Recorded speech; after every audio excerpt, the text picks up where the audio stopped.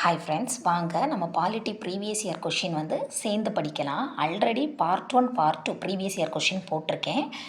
அந்த லிங்கை கூட நான் டிஸ்கிரிப்ஷனில் கொடுக்குறேன். அந்த ரெண்டையும் பார்த்துட்டு மூணாமத்ததாக இந்த வீடியோ பாருங்கள். அப்போ உங்களுக்கு இன்னும் கொஞ்சம் நிறைய விஷயம் புரியும். கீழ்கண்டவற்றுள் எது மாநில பட்டியலில் சேராதது அப்படின்னு கேட்டிருக்காங்க. என்னெல்லாம் ஆப்ஷனில் கொடுத்துருக்காங்கன்னா, மீன்பிடி தொழில், உள்ளாட்சி அரசாங்கம், கனிமங்கள் மீதான வரி உரிமைகள், அடுத்த முக்கிய துறைமுகங்கள். இந்த முக்கிய துறைமுகங்களை மட்டும் மத்திய பட்டியலில் வச்சுருக்காங்க. இந்த மீன்பிடி, கனிமம், உள்ளாட்சி அரசாங்கம் இது எல்லாமே மாநில பட்டியலில் தான் இருக்குது. அப்போ ஃபஸ்ட்டு இந்த பட்டியலெல்லாம் நம்ம எதில் இருக்குன்னு பார்க்கணும். இதெல்லாம் எதில் இருக்குன்னா 7வது அட்டவணையில் தான் 3 பட்டியலாக பிரித்து வச்சுருக்காங்க. மாநிலம் இந்த விஷயத்தை பார்த்துக்கும், மத்திய இந்த விஷயத்தை பார்த்துக்கும், அடுத்த பொதுவாக மாநிலமும் பார்த்துக்கலாம் மத்தியும் பார்த்துக்கலான்னு கொஞ்சம் விஷயத்த வச்சுருக்காங்க. இப்போ சென்ட்ரல் எவ்வளோ பட்டியலை வச்சுருக்காங்கன்னா, அவங்க ஒரு 100 வச்சுருக்காங்க. நம்ம மாநிலத்துக்கு எவ்வளோ கொடுத்துருக்காங்கன்னா ஒரு 61 கொடுத்துருக்காங்க.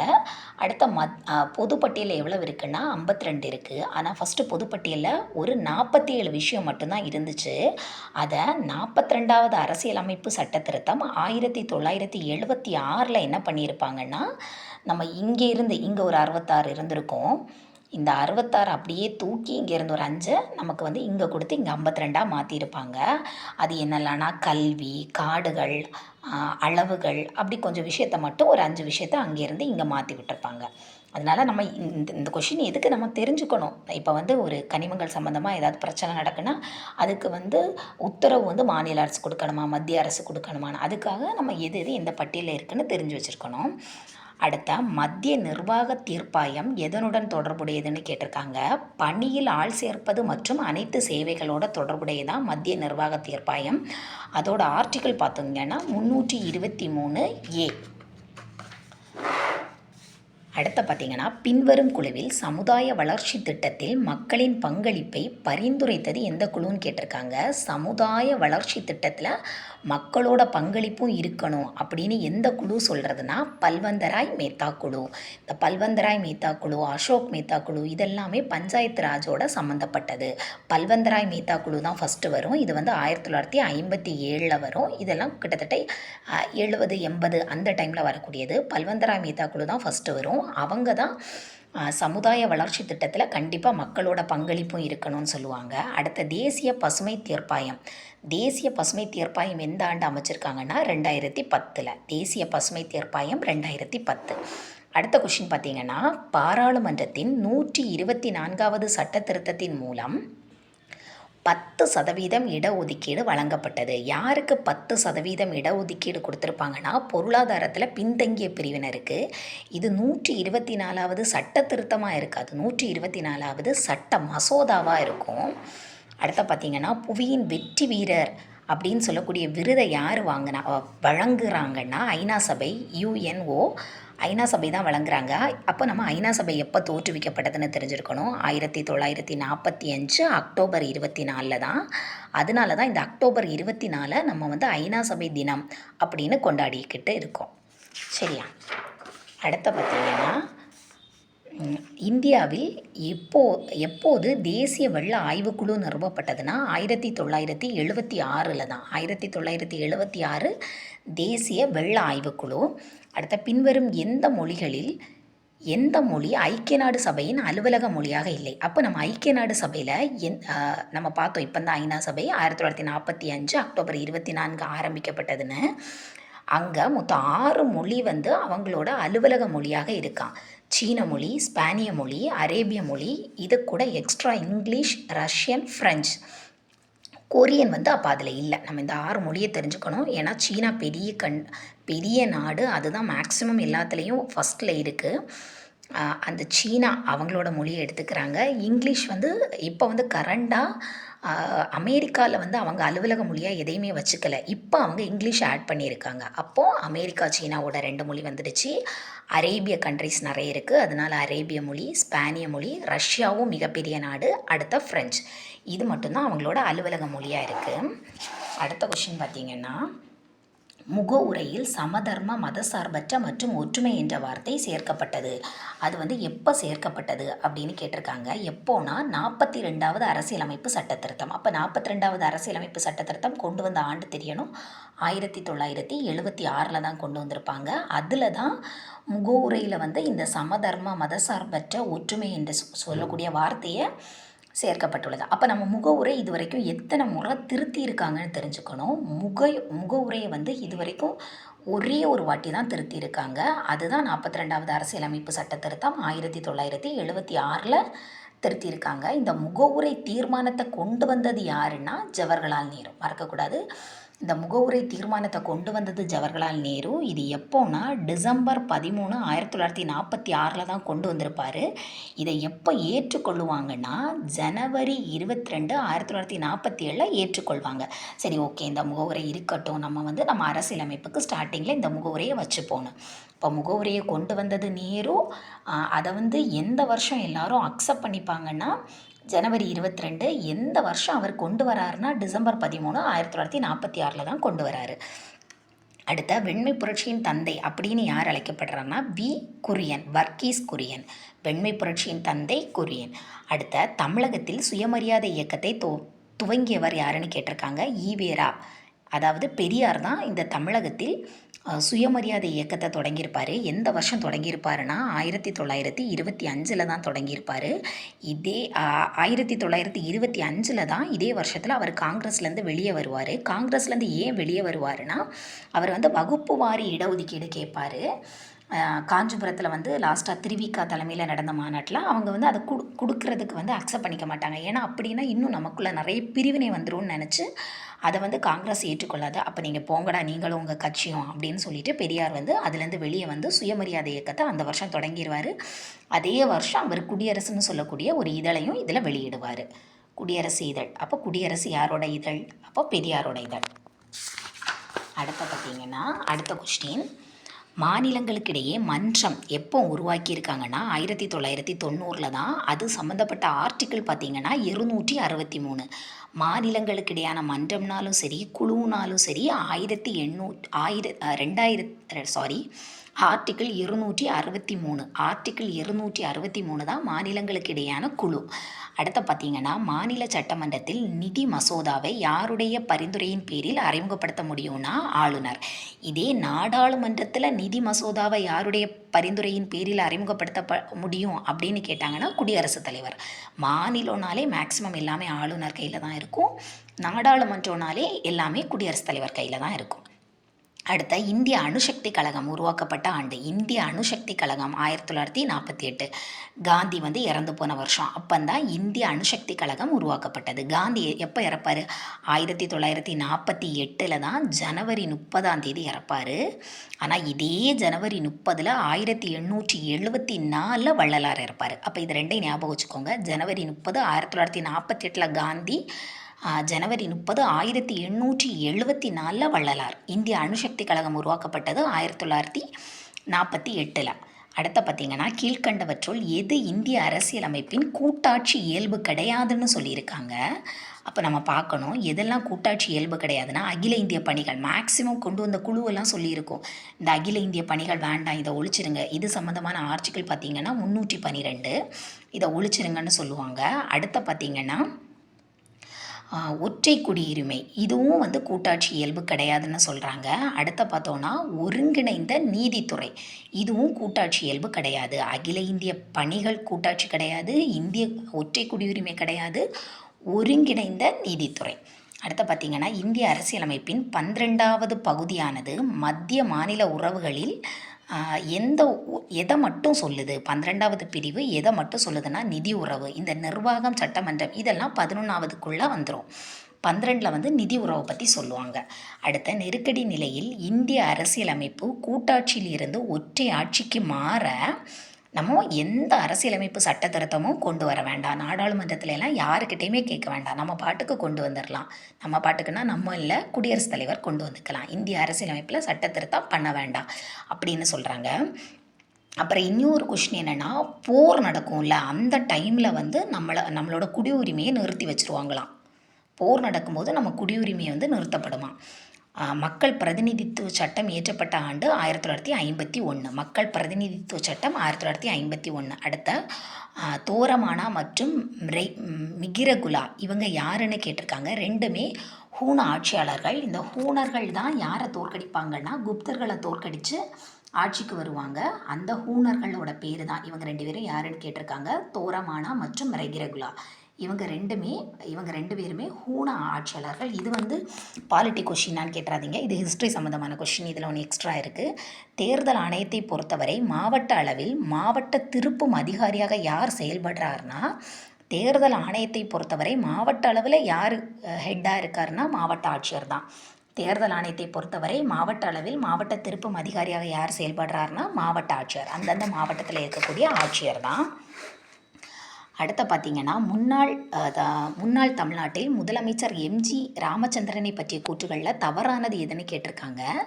+2 கல்வி முறையை இவர் தான் கொண்டு வந்திருக்காரு.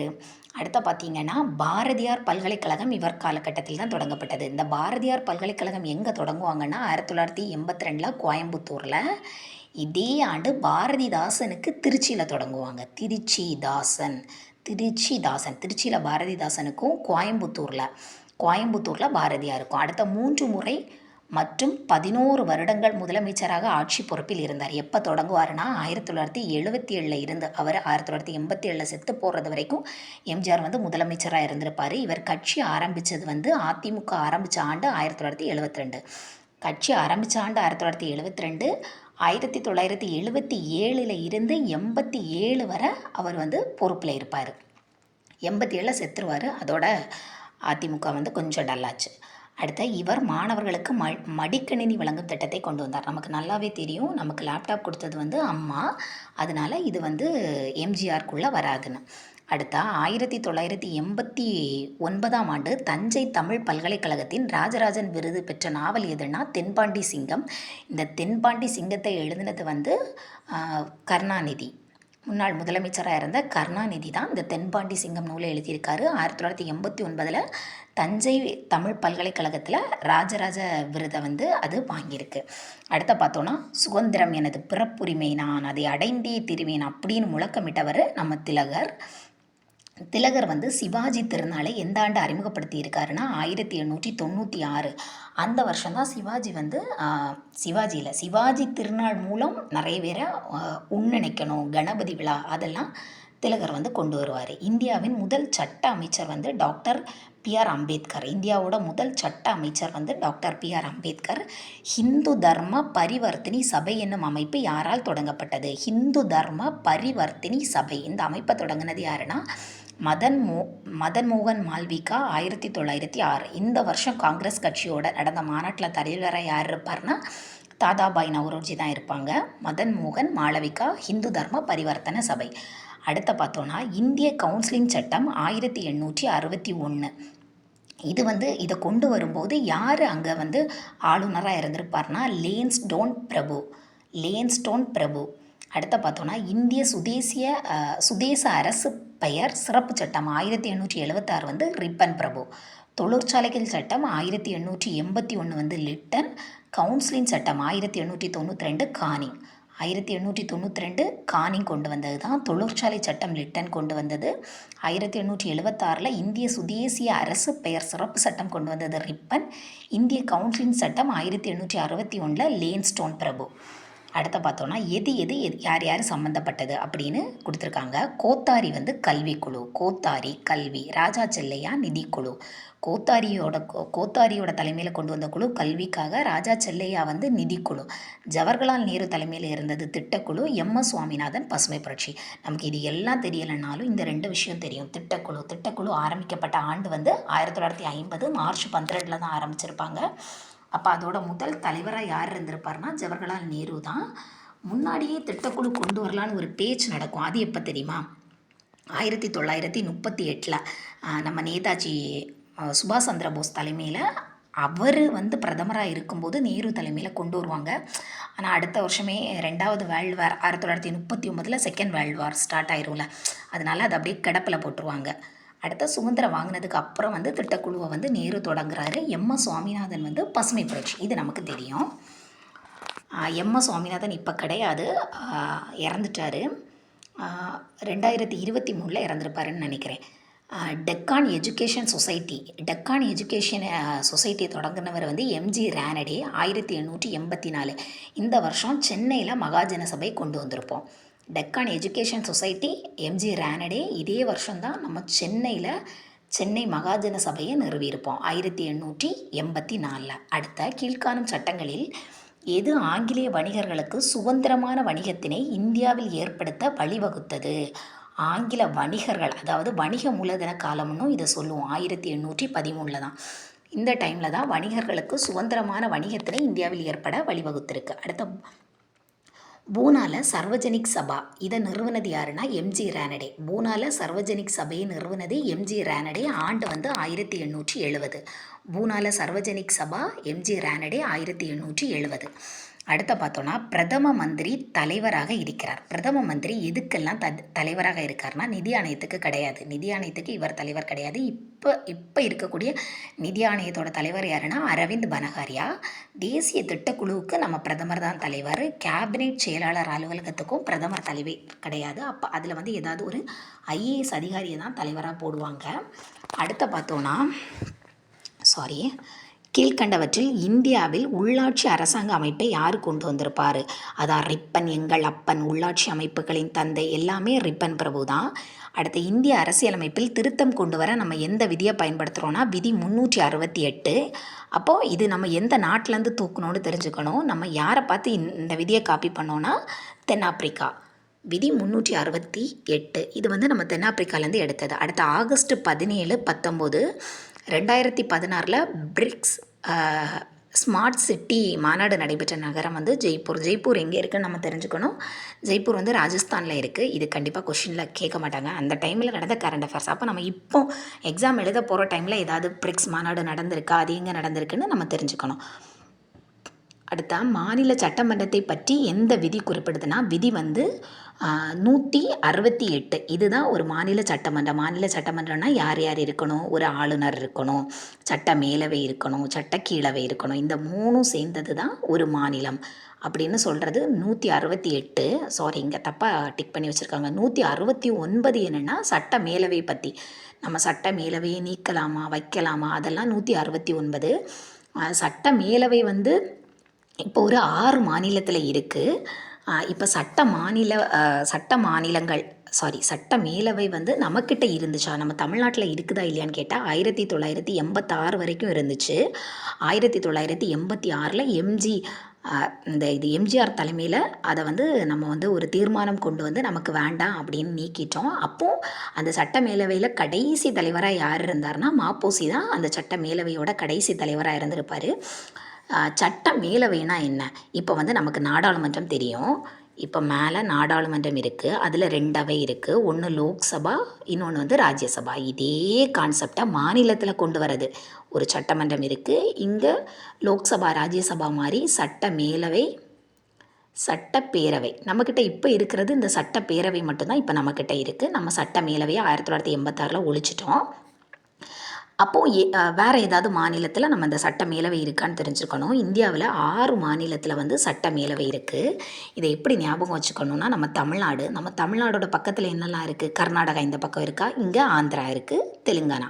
இந்த 3 இடத்துல இருக்குது, ஞாபகம் வச்சுக்கோங்க. கர்நாடகா, ஆந்திரா, தெலுங்கானா. இதை தாண்டி எங்கே பார்க்கணுன்னா யூபியில் மக்கள் தொகை அதிகம். அப்போ கண்டிப்பாக அவங்களுக்கு சட்ட மேலவை வேணும். யூபியை தாண்டி பீகாரில் மக்கள் தொகை அடர்த்தி அதிகம், அவங்களும் வச்சுருக்காங்க. இவங்களை தாண்டி மகாராஷ்டிரா, யூபி 2லேயுமே இருக்கக்கூடிய மக்கள் தொகையை நம்ம கூட்டினா அது வந்து அமெரிக்காவில் இருக்கக்கூடிய மக்கள் தொகையை விட அதிகமாக இருக்கா. அப்போ அவங்களுக்கும் சட்ட மேலவை தேவை. இப்போ எங்கெங்கே இருக்குது? நம்ம தமிழ்நாட்டோட பக்கத்தில் யார் இருக்கா? நம்ம தமிழ்நாட்டோட இது நம்ம தமிழ்நாடுன்னு வச்சுப்போம். இந்த தமிழ்நாடோட இந்த பக்கம் யார் இருப்பான்னா கர்நாடகா, இங்கே ஆந்திரா, 2க்கும் நடுவில் தெலுங்கானா. அப்போ இந்த 3 நம்மளை ஒட்டி இருக்கக்கூடியது. இதை தாண்டி யூபி மேலே இருக்குது, அதில் மக்கள் தொகை அதிகமாக இருக்குது. பீகாரில் மக்கள் தொகை அடர்த்தி அதிகமாக இருக்கும். மகாராஷ்டிராவிலையும் மக்கள் தொகை அதிகமாக இருக்கும். அதனால் இந்தந்த இடத்துலலாம் வச்சுருக்காங்க. யூபியும் மகாராஷ்டிரா இவங்க 2 பேரோட மக்கள் தொகையை கூட்டினா அது வந்து அமெரிக்காவோட மக்கள் தொகையை விட நம்ம வந்து அதிகமாக வச்சுருக்கோமா. இதை ஞாபகம் வச்சுக்கோங்க. அடுத்த எவ்வகை மசோதா இந்திய பாராளுமன்றத்தின் இரு அவைகளிலும் தனித்தனியே சிறப்பு பெரும்பான்மையில் நிறைவேற்றப்பட வேண்டும்னு சொல்லியிருக்காங்க. அரசியலமைப்பு சட்ட திருத்த மசோதா தான் 2 அவையிலையுமே தனித்தனியாக சிறப்பு பெரும்பான்மையில் நிறைவேற்றப்பட வேண்டும். இதுக்கெல்லாம் நம்ம கூட்டத்தொடரை கூட்டி சமாதானம் பண்ணிகிட்டு இருக்க முடியாது. அடுத்த 13வது இந்திய விவசாய அறிவியல் கூட்டம் எங்கே நடந்திருக்குன்னு கேட்டிருக்காங்க. பெங்களூர். இந்திய தேர்தல் ஆணையத்தில் எத்தனை தேர்தல் ஆணையர்கள் இருக்காங்கன்னா 3 தேர்தல் ஆணையர் தான். 3 தேர்தல் ஆணையர்னு உறுதியாக முடிவு செய்யப்பட்டு இப்போ வரைக்கும் கண்டினியூவாக இருக்கிறது எப்போன்னா 1993லேருந்து. இப்போ யார் அதோட தலைவராக இருக்காருன்னா ஞானேஷ்குமார் தலைவராக இருக்கார். அடுத்த 2 பேர் யாருன்னா விவேக் ஜோஷி, சுக்பீர்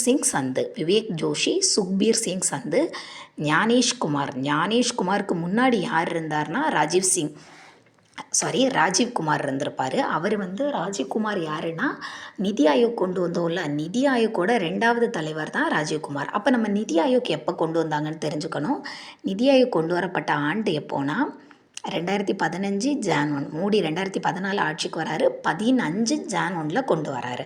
அடுத்த சிஆர் திட்டம்னா என்னென்னா ராஜாஜியோட திட்டம். அதாவது நம்மக்கிட்டேருந்து பாகிஸ்தான் பிரிஞ்சு போகிறேன்னு சொல்லியிருப்பாங்க இல்லை சுதந்திரன் டைமில்.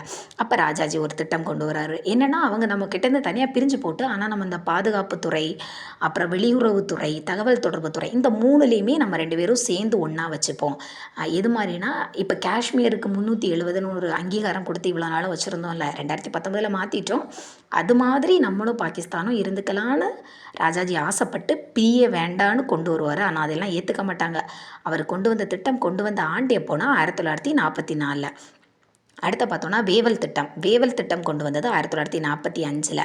கேபினெட் குழு நமக்கு தெரியும். கேபினெட் குழு 1946 மவுண்ட் பேட்டன் எல்லாத்தையும் லாஸ்ட்டு பிரித்து விட்டுட்டு போகிறாங்க. அந்த ஆண்டு 1947.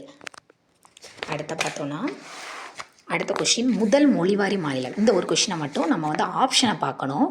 முதல் மொழிவாரி மாநிலம்னா ஒடிசா தான் ஃபஸ்ட்டாக மொழிவாரியாக பிரிச்சிருப்போம். ஆனால் இதில் ஒடிஷா ஆப்ஷன் இல்லாமல் கேட்டாங்கன்னா ஆந்திரா 1953 பிரிச்சிருப்போம். ஆனால் 1920 ஒடிசாவை பிரிச்சிருப்போம். இப்போ முதல் மொழிவாரி மாநிலம்னு கேட்டு ஒடிசா ஆப்ஷனில் இருந்தால் அதை கொடுங்க, இல்லைன்னா ஆந்திராவை இது பண்ணிக்கோங்க.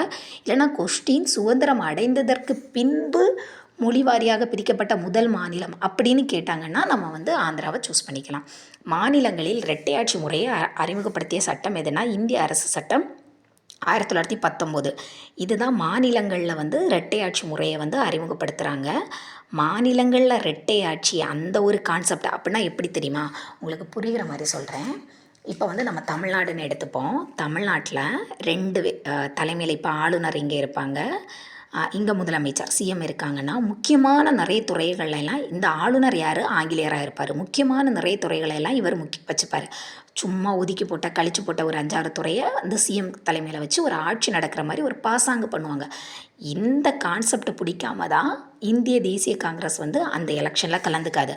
1919 அந்த 1919 சட்டத்தின்படி 1920 எலெக்ஷன் வச்சுருப்பாங்க, அந்த எலெக்ஷனில் கலந்துக்க மாட்டாங்க. அதனால தான் வந்து நீதி கட்சி வந்து ஜெயித்திருக்கும். 1937 தான் மாகாணங்களில் ஒரு தன்னாட்சி கொடுக்குறோம் அப்படின்னு சிஎம் அவரோட தலைமையிலேயே நிறைய அவருக்கு கீழே வந்து துறைகளை கொடுக்கலாம் அப்படின்னு ஒரு கான்செப்ட் 1935 சட்டத்தில் கொண்டு வந்தனால தான் 1937 வந்து அவங்க வந்து அதில் வந்து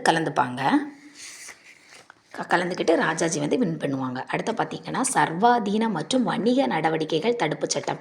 இது இயற்றப்பட்ட ஆண்டு 1969. சர்வாதீன வணிக நடவடிக்கை தடுப்பு சட்டம் இந்த 1969 இதே வருஷத்தில் தான் நம்ம வந்து இஸ்ரோவை கொண்டு வரோம். அடுத்து இதெல்லாம் 5 ஆண்டு திட்டம் ஃபஸ்ட்டாக எப்போ கொண்டு வந்தாங்க? முதல் ஐந்தாண்டு திட்டம்னு பார்த்தீங்கன்னா 1951லேருந்து 56, 2017 வரை இருக்கும். 15 தான் அப்படியே ஸ்டாப் பண்ணிவிட்டு அதுக்கு பதிலாக நிதி ஆயோக் வந்திருக்கும். இப்போ நம்ம பார்க்க போகிறோம் 9வது ஐந்தாண்டு திட்டம் வந்து 97லேருந்து 2002. 97 9லேயே வருது. 97 2 9 1 7. 9வது ஐந்தாண்டு திட்டம் 97லேருந்து 2002 வரை. அடுத்த பார்த்தோன்னா 10வது ஐந்தாண்டு திட்டம் இதுக்கு அப்புறம் தான் 2002 2007. 11 பார்த்தோன்னா 11 2007லேருந்து 12, 12 வந்து 12லேருந்து 17. ஆனால் அது 15ஓட பெரிய அளவில் இதாக இருக்காது. இந்த 4 திட்டமுமே ஃபெயில் தான் ஆயிருக்கும். அடுத்த சம உரிமை ஆவணம் அப்படின்னா என்னன்னு கேட்குறாங்க. ஆவணமானது பதியப்படாமல் ஈடாக மாற்றத்திற்கு வைக்கும்போது அதை தான் நம்ம சம உரிமை ஆவணம்னு சொல்கிறோம். பின்வரும் நிறுவனங்களில் Bharati phosphate limited Bharati phosphate தான் பாரதி பாஸ்பேட் லிமிடெட் 74% பங்குகளை வாங்கியுள்ளது எதுன்னு கேட்டிருக்காங்க. பிர்லா குழுமம் தான் பாரதி பாஸ்பேட் லிமிட்டடோட 74% பிர்லா குழுமம் வாங்கியிருக்காங்க. மகாத்மா காந்தி தேசிய ஊரக வேலைவாய்ப்பு உறுதியளிப்பு திட்டம் நடைமுறைப்படுத்தப்பட்ட ஆண்டு 2005. இந்த மகாத்மா காந்தி தேசிய ஊரக வேலைவாய்ப்பு உறுதியளிப்பு திட்டம்னா என்ன தெரியுமா? நம்ம ஊரில் எல்லாம் 100 நாளைக்கு வேலைக்கு போவாங்க இல்லை 100 நாள் வேலைன்னு சொல்லுவாங்கல்ல, அதுதான் அந்த மகாத்மா காந்தி தேசிய வேலைவாய்ப்பு ஊரக திட்டம். அது 2005 கொண்டு வந்திருக்காங்க. அடுத்தா ஆத்மீய சபாவை கொண்டு வந்தது ராஜாராம் மோகன் ராய். ராஜாராம் மோகன் ராய் எந்த வருஷம் பிறக்கிறாரு? 1772 பிறக்கிறாரு. எப்போ இறப்பாருன்னா 1833 இறப்பார். ராஜாராம் மோகன் ராயை பற்றி நம்ம முக்கியமாக பார்க்கணுன்னா, அவர் கொண்டு வந்தது சதி ஒழிப்புக்கு வில்லியம் பெண்டிங் பிரபுவுக்கு துணை நின்றிருப்பார். 1829 சதி ஒழிப்பு டிசம்பர் 4 கொண்டு வந்திருப்பாங்க. 1828 பிரம்ம சமாஜம், இந்த விஷயத்தையெல்லாம் ராஜாராம் மோகன் ராய் கொண்டு வந்திருப்பாங்க. அடுத்து பார்த்தோன்னா தர்மசபாவை கொண்டு வந்தது ராதா காந்த தேவ். இதெல்லாம் புக்கில் இருக்குமான்னு தெரியலை. தர்மசபா ராதா காந்த தேவ். அடுத்த சர்வன்ஸ் ஆஃப் இந்தியன் சொசைட்டி, இதை யார் கொண்டு வந்திருப்பாங்கன்னா கோபாலகிருஷ்ண கோகலே. கோபாலகிருஷ்ண கோகலே வந்து காந்தியோட அரசியல் குரு வந்து Gopalakrishna Gokhale. Servant of Indian society. அடுத்த சேவா சமிதின்னு பார்த்தீங்கன்னா ஹச்என் குன்ஸ்ட்ரோ தான் சேவா சமிதி. பகவத்கீதையும் உபநிடத்தையும் பாரசீக மொழியில் மொழிபெயர்த்தவர் வந்து தாராஷிகோ வந்து 51 உபநிடத்தை பாரசீக மொழியில் மொழிபெயர்த்திருப்பார். தாராஷிகோ வந்து ஒரு சிறந்த அரசர். அவர் வந்து ஒரு இரக்க குணம் கொண்டவர். அப்படியெல்லாம் அவரை தான் வந்து திருப்பி ஆட்சிக்கு கொண்டு வரணும்னு ஷாஜகான் நினப்பார். ஆனால் அதுக்கு முன்னாடி எல்லாத்தையும் அவுரங்கசீப் தலைகீழாக மாற்றி எல்லாரையும் கொன்று வஞ்சகமாக ஆட்சியை பிடிச்சிருவார் அவுரங்கசீப். அடுத்து பார்த்தோன்னா கோரா மற்றும் சானம் எனும் புதிய ராகங்களை யார் அறிமுகப்படுத்தியிருக்காருன்னு கேட்டிருக்காங்க. அதை வந்து அமீர் குஷ்ரோ அறிமுகப்படுத்தியிருக்காரு. கோரா மற்றும் சானம் என்னும் புதிய ரகங்களை அறிமுகப்படுத்தியவர். அடுத்து பார்த்தீங்கன்னா பாராளுமன்றத்தின் கூட்டுத்தொடர் எந்த மசோதா கொண்டு வருவதற்கு பயன்படுத்தப்படுகிறதுனா, கூட்டுத்தொடர் வந்து நம்ம பண மசோதாவுக்கு கொண்டு வர முடியாது. ஏன்னா பண மசோதா மக்களவைக்கு மட்டுமே சம்பந்தமானது. அதில் பெரிய அளவில் இல்லை, எதுவுமே ராஜ்யசபா கொண்டு வர முடியாது. அவங்க திருத்தத்தை சொல்லலாம், ஆனால் அதை அக்செப்ட் பண்ணிக்கிறதும் பண்ணிக்காமல் இருக்கிறதும் லோக்சபாவில் இருக்கிறவங்களோட இஷ்டம்தான். அதனால் அதுக்கு நம்ம கூட்டத்தொடர் கூட்ட முடியாது. அரசியலமைப்பு சட்ட திருத்த மசோதா, அதுக்கும் கூட்டத்தொடர் கூட்ட முடியாது. அப்போ கூட்டத்தொடர்னா அதோட ஆர்டிக்கிள் என்னென்னு பார்த்துக்கணும். கூட்டத்தொடர்னா அதோட ஆர்டிக்கிள் என்னென்னா 108வது ஆர்டிக்கிள். நம்ம சாதாரண மசோதாவுக்கு மட்டும்தான் கூட்டத்தொடர் கூட்ட முடியும். இது வரைக்கும் எதுக்கெல்லாம் கூட்டத்தொடர் கூட்டியிருக்கோன்னா 3 வாட்டி. வரதட்சணை தடுப்பு சட்டம் 1961, இதுக்கு ஒரு கூட்டத்தொடர் கூட்டியிருக்கோம். அடுத்த வங்கி சேவை ஆணைய சட்டம், இதுக்கு ஒரு கூட்டத்தொடர் கூட்டியிருக்கோம். இது வந்து 1978. அடுத்த பயங்கரவாத தடுப்பு சட்டம் பொடா 2002. இந்த 3க்கு மட்டும்தான் நம்ம இது வரைக்கும் கூட்டத்தொடர் கூட்டி இதை வந்து சட்டமாக கொண்டு வந்திருக்கோம். இந்த கூட்டத்தொடருக்கு வந்து எளிய பெரும்பான்மை போதும். அடுத்து பார்த்திங்கன்னா பொதுக்கணக்கு குழுவின் அறிக்கை சமர்ப்பிக்கப்படுவது. பொதுக்கணக்கு குழு இதோட தலைவராக யார் இருப்பார்னா எதிர்கட்சியோட தலைவர் தான் பொதுக்கணக்கு குழுவோட தலைவராக இருப்பார். இவங்க அறிக்கை வந்து மக்களவையில் தான் சமர்ப்பிப்பாங்க. நிதி ஆயோக்கின் 2வது துணைத் தலைவர் நான் சொன்னேன்ல ராஜீவ்குமார், இவர் தான் நமக்கு முன்னாள் தேர்தல் ஆணையராக இருந்திருப்பார். இப்போ வந்து மாற்றிட்டாங்க. அடுத்து பார்த்திங்கன்னா நிதி ஆயோக்கோட முதல் தலைவர் யார் இருந்திருப்பார்னா அரவிந்த் பனகாரியா. இப்போ இவர் நிதி ஆணையத்தோட தலைவர். எல்லாருமே மேக்ஸிமம் இந்த பொறுப்பில் இருக்கிறவங்க எல்லாருமே முன்னாடி ஒன்றில் இருந்துட்டு அப்புறம் இதுக்கு வந்தவங்களாக தான் இருப்பாங்க. நம்ம வந்து ஒரு 6 மாதம் எக்ஸாமுக்கு படித்து டெய்லி நியூஸ் பேப்பர் பார்த்து யாருன்னு பார்த்துட்டோன்னா நமக்கு தெரிய ஆரம்பிச்சிடும். ராஜீவ்குமார் வந்து இதில் இருந்திருக்காரு, இப்போ இதில் இருக்கார் அப்படின்னு நமக்கு ஒரு கண்டினியூட்டி கிடைக்க ஆரம்பிச்சிடும். கீழே கொடுக்கப்பட்டவைகளுள் எது சரியானது இல்லைன்னு கேட்டிருக்காங்க. நகராட்சிக்குன்னு ஒரு தனி நிதி ஆணையம் உருவாக்குவதற்கு, நகராட்சிக்குன்னு ஒரு தனி நிதி ஆணையம் கிடையாது. மாநிலத்துக்குன்னு ஒரு நிதி ஆணையம், அதை பஞ்சாயத்து நகராட்சி எல்லாமே பார்த்துக்கும். அதை தான் சொல்கிறாங்க. இந்திய அரசியலமைப்பின் 11வது பகுதி எதை சொல்லுதுன்னா மத்திய மாநில உறவுகளை பற்றி சொல்லுது. எந்த வழக்கில் இந்தியா உண்மையான கூட்டாட்சி அல்ல அப்படின்னு உச்சநீதிமன்றம் தீர்ப்பு சொல்லுதுன்னா மேற்கு வங்க அரசு வர்சஸ் மத்திய அரசு 1963 இந்தியா வந்து உண்மையான கூட்டாட்சி அல்ல அப்படின்னு உச்சநீதிமன்றம் தீர்ப்பு வழங்குது. உங்களுக்கு இதில் நான் சொன்ன கொஷினில் ஏதாச்சும் டவுட் இருந்தால் நீங்கள் தாராளமாக கமெண்ட் செக்ஷனில் கேட்கலாம். அப்புறம் எது சம்மந்தமான டாபிக் எதில் இருக்குதுன்னு நீங்கள் கேட்டாலும் நான் வந்து தெரிஞ்சதை சொல்லுவேன், தெரியாததை தேடியாச்சும் சொல்லுவேன். Thank you friends.